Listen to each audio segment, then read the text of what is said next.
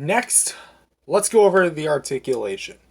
Now, I need to stress that off the bat, as far as like the cuts in the articulation, almost nothing, almost, keep in mind, was changed from when they remolded this from this.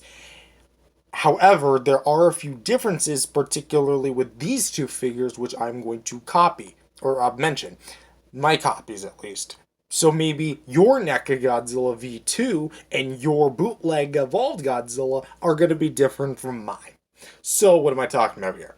Well, the jaws hinge, open, and close the same way.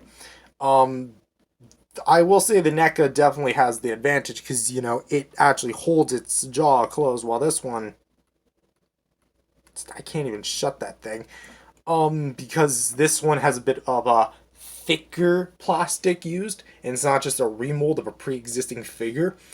Both of them have ball joints here at the head. However, out of the box, well, there was no box because I bought this thing without a box because I'm running low on shelf space. This thing was broken. I don't mean like popped off broken. It was the peg to the head plugged into the neck was broken right off.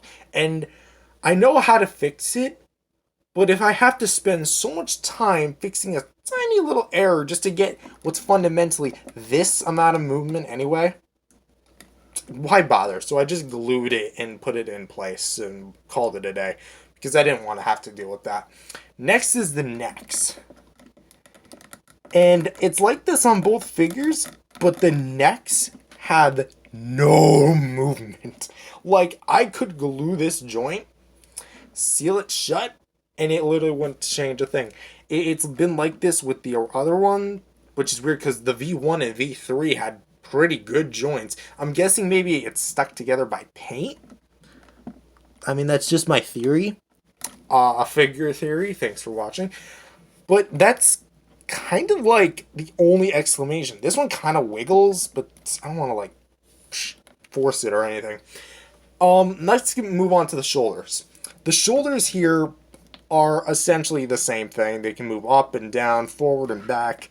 I find a bit more range on the original figure, just for like up and down movement, but it can go forward and back, all that good stuff, so you can kind of like swivel in and out as your heart contents. The elbows. Let's talk about the elbows.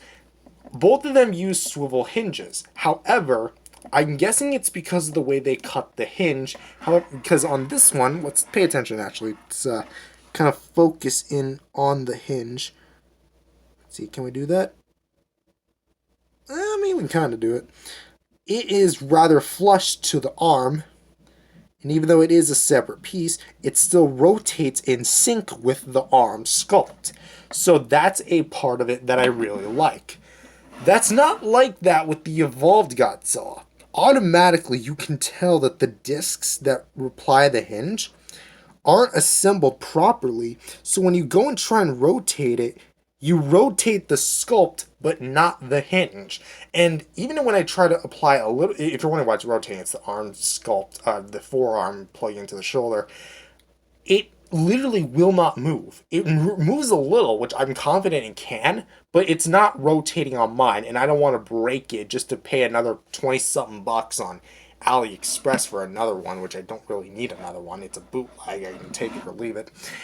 But as far as the wrists go as well, they're kind of similar, except these ones have a swivel hinge combo, just like the elbows. And what did they do on the bootleg? Well, they said screw it and didn't even give this figure a hinge. Yeah, it's all swivel. There's no like in and out movement. There's no like out to the side. I'm getting a little bit of maneuver with it, but it's primarily a swivel.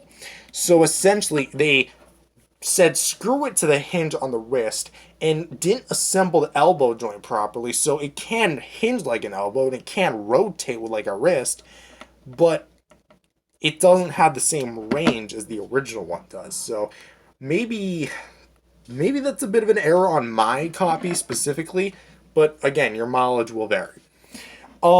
something that actually I feel like he has him beat on is the waist movement. Actually, wait.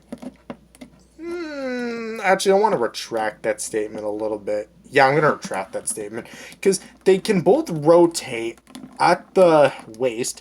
You don't get a whole lot of range compared to, like, say, the original V2, which could actually hunch a lot more for some reason. But when you do that, there's a bit of blue paint, but, like, you get to a certain point, you start seeing, like, charcoal black under there. And at some point also, I guess the... Well, actually, no, mine is kind of spaced out to the point where they can't really collide with each other. Like, I'm trying to press that back as far as possible, and that's not going any more back. Fixing up your wrist. Oh, you're sharp.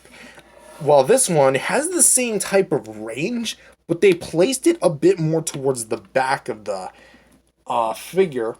And as you can see, there's a bit of, well, that's not scrapage. That's literally just leftover paint that they didn't even bother filling in.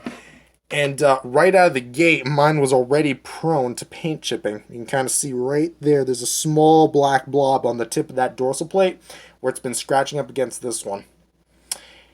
Yikes. But, I mean, hey, that's to be expected when you're grinding up against your own body, I guess, when you're an action figure. The legs on the V2, the original, move quite fluidly. Again, they're that type of disc joint where they plug in at like a really awkward angle. But then if you get like a barbell type of joint working, because they are on barbells, you can actually kind of slide it in and out of the joint as you please. This one I have a hard time doing because it does move the same way. It's just a lot more stiff, which is weird to say because the V2 I thought was like the stiffest figure I've ever owned. This one's a little bit more tight. So, I don't want to like play with that too much.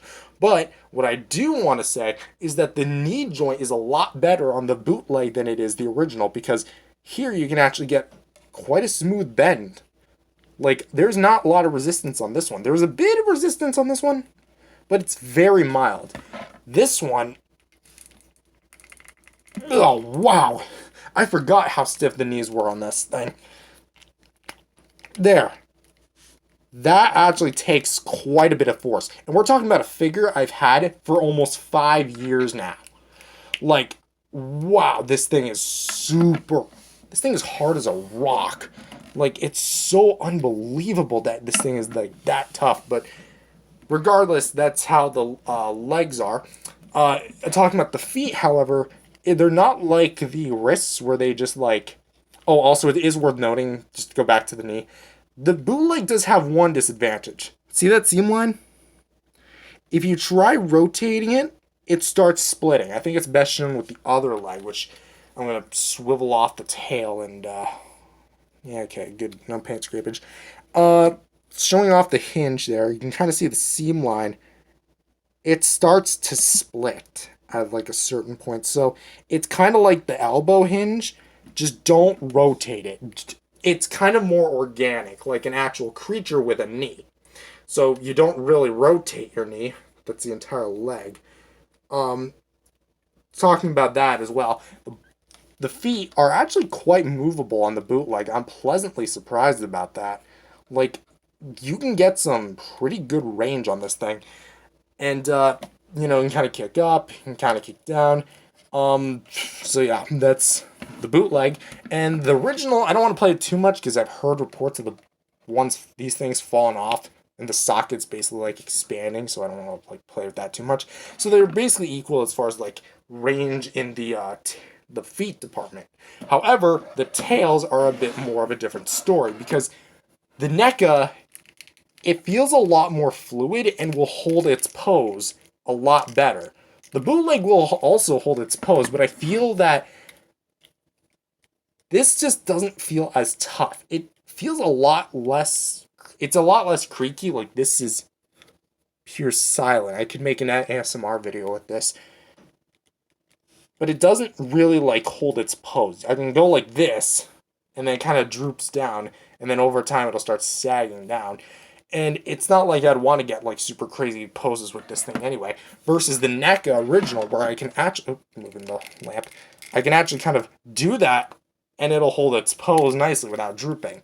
So overall, for the NECA and the articulation on both things, there's pretty much, it's identical in every sense of the word, you know, but, you know, again, the quality really is not too consistent with these two, but at the same time, there are a lot of similarities and a lot of differences where he has him beat and he has him beat. But overall, I feel like the quality of the articulation would have to go to him, even though this isn't a versus. So yeah, that's a bit of the rundown for articulation.